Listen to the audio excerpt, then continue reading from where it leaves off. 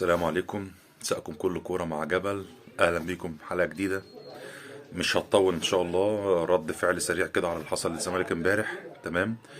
الزمالك اللي بيمر بواحدة من أسوأ حالاته من فترة كبيرة جدا. هزايم متتالية، نتائج سلبية متتالية. الدنيا مش أحسن حاجة معاه. الدنيا فعلا مش حلوة خالص معاه. في شوية حاجات غريبة بتحصل في الزمالك. بس احنا اساس كلامنا على ماتش امبارح. الزمالك كان بيلاعب فاركو. المفروض بقى ان انت نازل عندك دفعة بقى ان انت عايز تكسب وتعوض النتائج السلبية اللي انت بقالك فترة بتقدمها. لا، مفيش الكلام ده. الزمالك مش ما كانش موجود. يعني فاركو في اول 6 دقايق بتجيب جون، غلطة من عبد المجيد بياخدها. عبد الرحمن مجدي بيحطها جون. وقبل الشوط ما يخلص عمرو جمال بيجيب الجون التاني. دفاع الزمالك مش موجود، وخط النص مش موجود، والهجوم مش موجود. الزمالك كله ما كانش موجود الماتش ده اصلا. الشوط التاني بينزل فتوح. اللي المفروض يعمل بقى فرق وكده، لا ما عملش اي حاجه. ده لسه قاعد في بيتهم، ما اصلا ما نزلش الملعب. ما فيش اي فرق، ما عملش. كان بياخد الكوره بيديها لبتوع فاركو، اللي هو خدوا هاتوا التالت، يلا يلا انا لسه راجع بقى فرحان، فايه بوزع كور، خدوا دي وروحوا هاتوا التالت. الماتش فضل على كده لحد اخر وقت تقريبا، في الدقيقه الرابعه من الوقت بدل الضايع.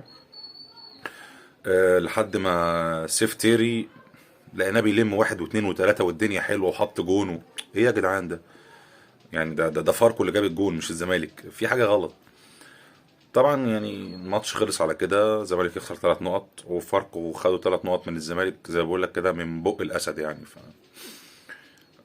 لا يعني الزمالك مشكله كتير الموسم دوت، خصوصا بقى مشاكل الاداره ومشاكل المدرب ومشاكل اللعيبه.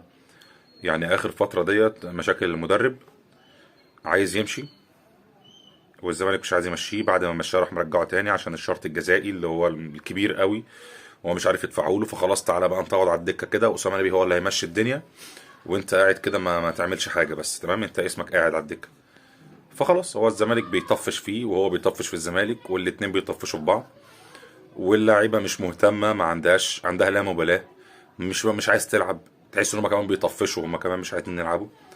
والطرف المظلوم في الحوار دوت هو جمهور نادي الزمالك بس. يعني هو جمهور نادي الزمالك هو اللي مظلوم في الحوار دوت. فربنا يكرم كده يعني، والمشاكل دي بقى تتحل، والقرف اللي بيحصل في نادي الزمالك ده يتحل، عشان الزمالك يرجع زي الاول شويه حتى. عشان المتضرر الوحيد زي ما قلت هو الجمهور. بس كان معاكم جبل في رد فعل سريع كده على اللي حصل للزمالك امبارح. اشوفكم حلقه جديده. مع السلامه.